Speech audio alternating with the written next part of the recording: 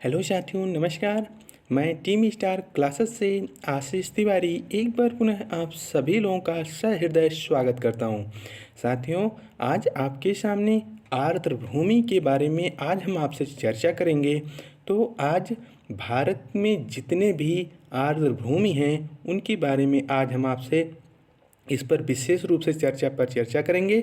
तो चलिए आज देखते हैं भारत के भूमि पर जितने भी रामसर आर्द्र भूमियाँ हैं, यानी रामसर वेटलैंड ऑफ इंडिया, उनको आज हम कवर करते हैं। तो चलिए देखते हैं आर्द्र भूमि क्या है। तो आर्द्र भूमि यानी वेटलैंड, तो देखते हैं आर्द्र भूमि क्या है। यह एक दलदली क्षेत्र होता है, समझ रहे हैं ना, यह एक दलदली क्षेत्र होता है। और दूसरा पॉइंट है, जैव विविधता जरूर पाई जाती है।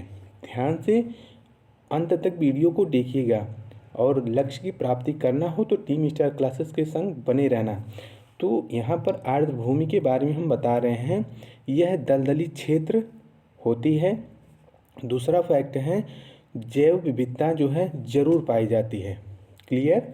और आपको बता दें कि आर्द्र भूमि जो है, यहाँ पे तीसरा फैक्ट है कि 8 महीने से लगातार पानी भरा हो। यानी कहने का अर्थ ये है कि 8 महीने से अधिक समय में उस जगह पर पानी भरा होगा तो वह आर्द्र भूमि के रूप में मान ली जाती है। यह दलदली क्षेत्र यहाँ पर होना चाहिए, जैव विविधता भी पानी पाई जानी चाहिए और 8 महीने से लगातार जो है उस भूमि पर जो है पानी होना चाहिए। तो वह जो है आर्द्र भूमि के अंतर्गत वह क्षेत्र आ जाता है। समझ गए ना। चलिए आगे देखते हैं। लेकिन जो जो लाइनें हम बता रहे हैं, यहाँ एक एक लाइन से आपके प्रश्न बनेंगे, समझ रहे हैं ना। और देखिए आगे हैं, इन्हीं पृथ्वी का स्पंज भी कहा जाता है। आर्द्र भूमि को पृथ्वी का स्पंज भी कहा जाता है। अब देखिए इसमें भी एक प्रश्न आपका तैयार, पृथ्वी का स्पंज किसे कहा जाता है? तो आर्द्र भूमि को कहा जाता है। क्लियर होगी बात ना। चलिए दलदल वाला क्षेत्र क्या कहलाता है? वो भी आपका आर्द्र भूमि ही कहलाता है। समझ रहे हैं ना। चलिए आगे देखते हैं हम। ये भूमि बाढ़ आने पर पानी का अवशोषण करते हैं। यानी आपकी जो आर्द्र भूमियाँ हैं, ये जो है बाढ़ का पानी जब आता है तो ये पानी का क्या करती हैं, अपने अंदर सोख लेती हैं, समाहित कर लेती हैं। समझ गए ना। और आगे हैं, जब सूखा पड़ जाता है तो हम इसका पानी इस्तेमाल कर सकते हैं। तो इनका पानी बहुत ही स्वच्छ एवं निर्मल हो जाता है। और इसकी जो गंदगियां हैं ना, ये गंदगी जो है पानी के तली पर बैठ जाती हैं और शुद्ध पानी ऊपर की तरफ तैरता रहता है। तो वहाँ से जो है पानी इस्तेमाल कर लेते हैं लोग। समझ रहे हैं ना। और ये वाटर लेवल को मेंटेन करते हैं। क्लियर होगी बात ना। वाटर लेवल मेंटेन करने वाली भूमि कौन सी कहलाती है? तो वो है आपकी आर्द्र भूमि। अब देखिए यहाँ से आपके 4 प्रश्न क्लियर हो गए। तो ऐसे आपके प्रश्न बन सकते हैं, तो इस बात को ध्यान दीजिएगा। क्लियर हो गई बात ना भैया। चलिए आगे बढ़ते हैं। नोट पॉइंट में है आपका रामसर, यह एक ईरान का शहर है। रामसर आपका एक ईरान का शहर, एक क्षेत्र है रामसर जो है। इसी की यहाँ पर जो है आपका संगठन हुआ था। और आर्द्र भूमियों के क्षेत्र में जो है, तो यह जो है क्षेत्र आपका कहाँ पर है? तो ईरान शहर में है। समझ गए ना। चलिए आगे बढ़ते हैं। रामसर सम्मेलन सर्वप्रथम 1971 में ईरान देश में हुआ था। समझ रहे हैं ना। रामसर सम्मेलन सर्वप्रथम 1971 में ईरान देश में हुआ था। रामसर सम्मेलन का मुख्य उद्देश्य क्या था? आर्द्र भूमि को संरक्षण प्रदान करना। आर्द्र भूमि को संरक्षण प्रदान करना। और साथ ही साथ आपको बता दें, आप जानते ही होंगे, 2 फरवरी को विश्व आर्द्र भूमि संरक्षण दिवस मनाया जाने लगा। समझ गए हमारी बात ना। रामसर जो है आपका ईरान का एक प्रतिष्ठित शहर है और यहीं पर आर्द्र भूमि को लेकर जो है बैठक हुई थी रामसर में ही। समझ रहे हैं ना। आर्द्र भूमि को लेकर रामसर क्षेत्र में जो है, जो कि ईरान देश का एक क्षेत्र है, वहाँ पर बैठक हुई थी आर्द्र भूमियों की सुरक्षा के लिए। समझ गए ना। तो रामसर जो है आपका आर्द्र भूमि से संबंधित है। क्लियर हो गई बात ना। चलिए आगे बढ़ते हैं। भारत का पहला रामसर आर्द्रभूमि कौन है भारत में? तो वो आपका चिल्का झील है। ध्यान देना इस बात को, आपसे पूछेगा। आपका देखिए यहाँ पे एक बार प्रश्न बन चुका है।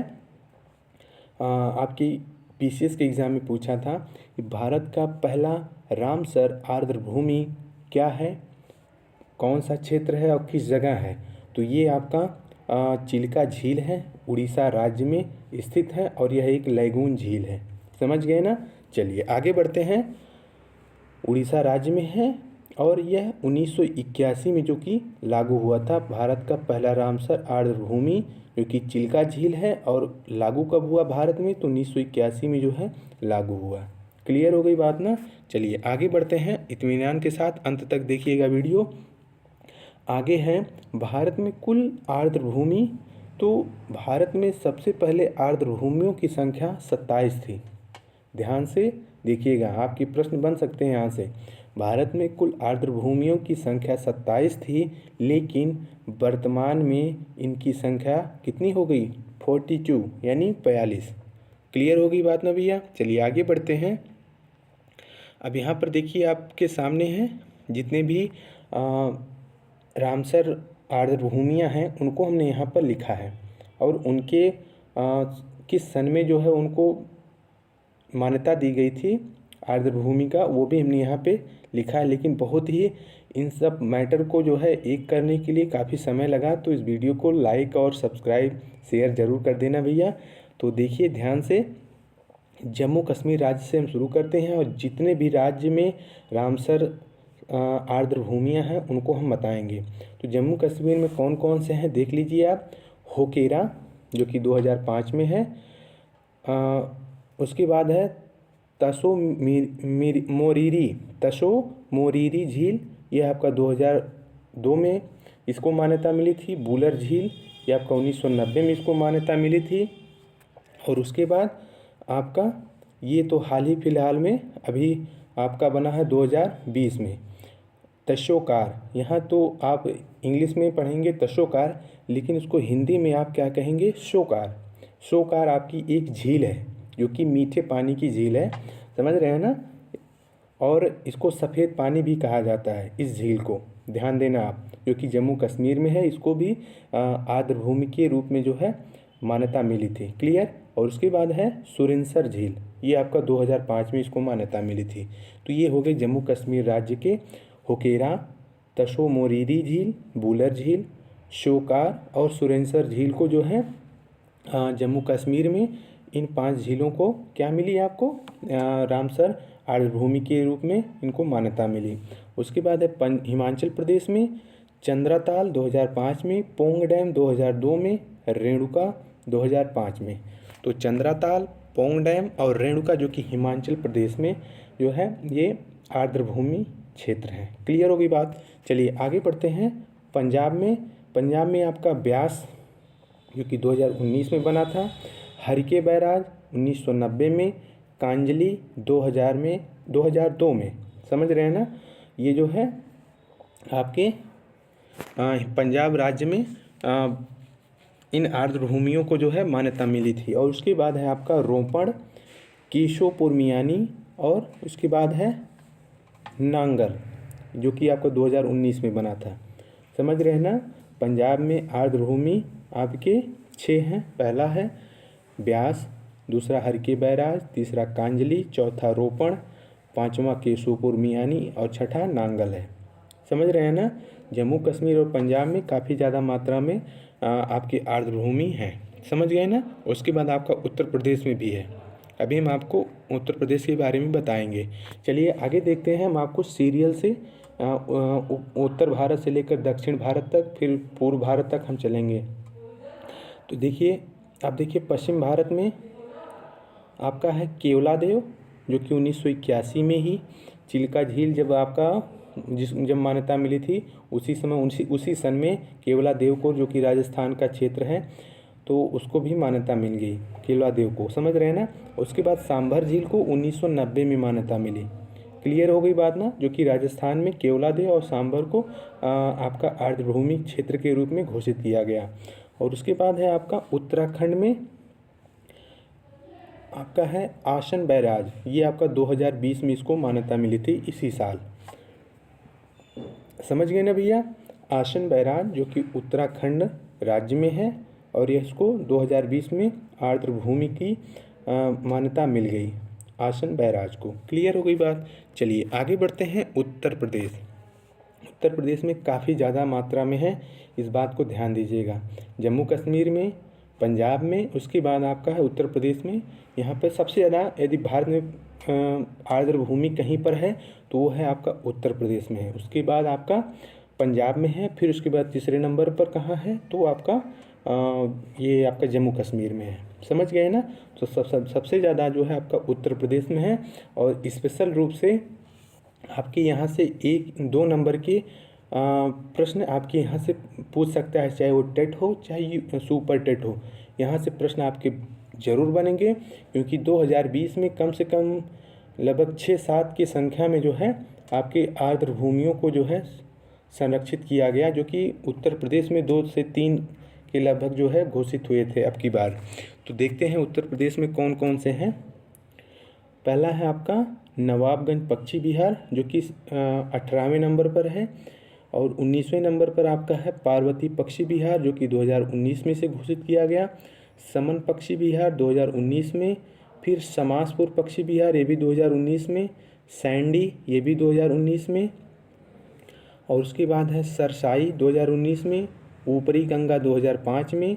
सुर सरोवर जो कि 2020 में घोषित किया गया अब की बार 2020 में। सुर सरोवर वेटलैंड यानी आर्द्रभूमि क्षेत्र जो कि उत्तर प्रदेश के अंतर्गत हम आपको बता रहे हैं। तो पहला नवाबगंज पक्षी विहार, दूसरा पार्वती पक्षी विहार, तीसरा आपका समन पक्षी विहार, चौथा समासपुर पक्षी विहार और छठा है सैंडी, सातवां है सरसाई और आठवां आपका ऊपरी गंगा और नौवां है सुर सरोवर। तो ये जो है आपके वेटलैंड क्षेत्र हैं यानी आर्द्रभूमि क्षेत्र हैं उत्तर प्रदेश में। क्लियर होगी बात। जो कि सुर सरोवर आपका कहाँ पर है तो आगरा में है। क्लियर होगी बात ना भैया। चलिए आगे बढ़ते हैं। बिहार में आपका एक है कांवर या कनवर ताल जो कि 2020 में इसको मान्यता मिली। समझ गए ना। तो चलिए आगे बढ़ते हैं। मध्य प्रदेश में आपका है भोजताल आर्द्र भूमि, इसको 2002 में मान्यता मिली। गुजरात में आपका है नल सरोवर जो कि इसको 2012 में मान्यता मिली। महाराष्ट्र में है आपका नांदूर माधामेश्वर जो कि इसको 2019 में मान्यता मिली। और लोनार झील को आप जानते ही हैं, बहुत ही चर्चित है, इसको 2020 में मान्यता मिली। तो हम आपको बता रहे हैं कि 2020 में कम से कम 6-7 की संख्या में जो है आपका वेटलैंड घोषित किया गया। तो यहाँ से आपके प्रश्न बनने बेहद इम्पोर्टेंस हैं और मेरी उम्मीद से हो कि आपके यहाँ से 2 प्रश्न अवश्य बनेंगे, आपके चाहे यूपी टेट के एग्ज़ाम में हो चाहे आपके एस्टेट के एग्ज़ाम में। इसलिए इस वीडियो को अंत तक देखिएगा और साथ साथ इसको नोट भी कर लीजिएगा। और आगे है आपका तमिलनाडु में आपका है पॉइंट कैलिमर जो कि इसको 2002 में मान्यता मिली। तमिलनाडु में आपका पॉइंट कैलिमर है। समझ गए ना। मध्य प्रदेश में भोजताल आर्द्र भूमि, गुजरात में आपका नल सरोवर, महाराष्ट्र में आपका नांदूर माधामेश्वर और लोनार झील, तमिलनाडु में आपका पॉइंट कैलिमर। समझ गए ना भैया। चलिए आगे बढ़ते हैं। आगे है आपका यहाँ पर आंध्र प्रदेश। आंध्र प्रदेश में हम देखते हैं कौन कौन से वेटलैंड हैं। तो आंध्र प्रदेश में आपका है कोलेरू झील जो कि 2002 में इसको मान्यता मिली। और उसके बाद केरल में आपका है अष्टामुदी आर्द्र भूमि जो कि 2002 में इसको मान्यता मिली। उसके बाद वेम्बनाड झील है और आपका शास्ताम कोट्टा, ये आपका केरल में 3 जो कि आर्द्र भूमि क्षेत्र हैं और इनको मान्यता मिली है आर्द्र भूमि के रूप में। समझ गए ना। चलिए आगे देखते हैं। उड़ीसा राज्य में आपका भितरकनिका जो कि 2002 में मान्यता मिली थी और चिल्का झील को आपका 1981 में मिली थी, जो कि सर्वप्रथम ही इसी को जो है मान्यता दी गई थी आर्द्र भूमि के रूप में। समझ गए ना भैया। चलिए आगे बढ़ते हैं। पश्चिम बंगाल में आपका